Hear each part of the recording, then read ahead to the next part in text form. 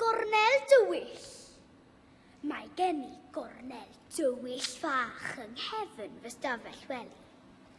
Dim ond y fi sy'n mynd i'r lle, achos dim ond y fi sy'n gallu.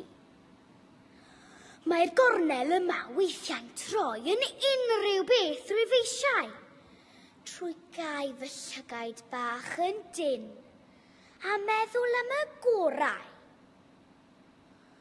Mae weithiau'n llong sy'n croesi'r môr a chyrraedd traeth Awstralia.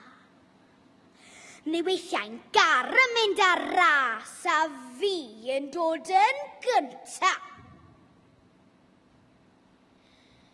Unwaith, rwy'n i'n frenin mawr, ac ar fy mhen roedd cwron.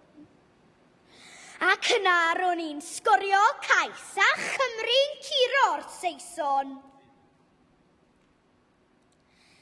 Lle bynnag rwyf yn mynd ar daith, i'r gogledd neu i'r de, rwy'n gwybio yn ôl pan glywaf mam yn gweiddi.